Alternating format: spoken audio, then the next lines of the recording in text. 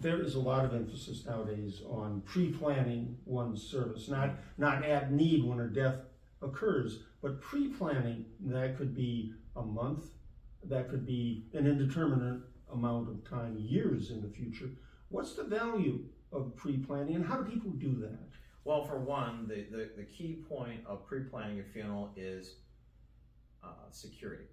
Mm-hmm. Knowing that what you wanted for your funeral is already planned out. It doesn't have to be 100% planned out, but you have a pretty good idea what you want, and then you don't have to worry about the financial aspects of it for your children or for your spouse. For like me, when I got married, I got insurance. I'm a big believer in insurance. Mm-hmm. Make sure there's enough insurance so when you get married, you have enough insurance to pay the house off, and you have enough for your spouse to survive for at least 2 years, not living high on the hog, but to be able to pay the bills. Mm-hmm. Then also to decide what cemetery you want to be buried at, or do you want to be cremated, where you want to be buried at, and then also to plan that funeral out. What funeral home do you want to go to? Mm-hmm. What do you want to go to church? Do you want to have a visitation? Do you want to do it all in one day? It's kind of one of those things. It's security, knowing that it's planned out. My wife or my husband doesn't have to worry about Mm-hmm. what I wanted. They don't have to pick out what casket I want. Did I want this many flowers? Did I want this? Did I want that? What cemetery?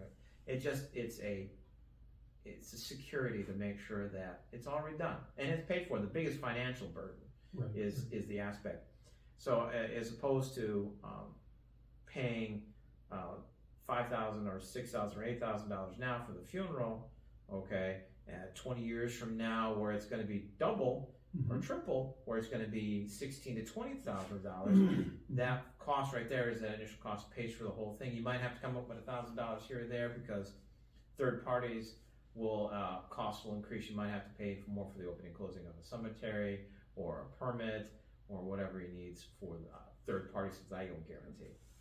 The other benefit to this too is that it lets family isn't put on the spot with trying to remember what favorite colors or flowers are, and also it gives them the time to grieve in the moment instead of running around doing all of the planning and minutia. That's a key. Grieving is built into this, and that's a gift that you give your family to be able to do that. And it's less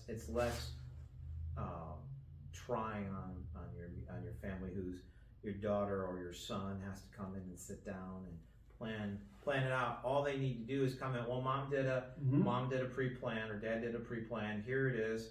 This is what they wanted. Okay, yeah, I like all that. Man, you know what? I don't think we should use that prayer or that background. So it takes a lot of the pressure off of deciding what they want. Sure. You can go in and do little fine tunings.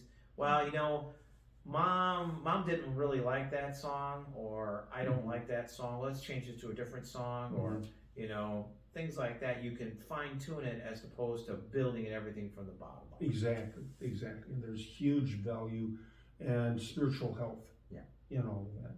So I'm a firm believer in pre-planning and insurance to help. It leaves something for your families to not to worry about. Mm-hmm. Absolutely. Like I said, the biggest thing is financial and emotional stability, that it's done, it's taken care of, we just got to go in and tune things. Yep. Absolutely.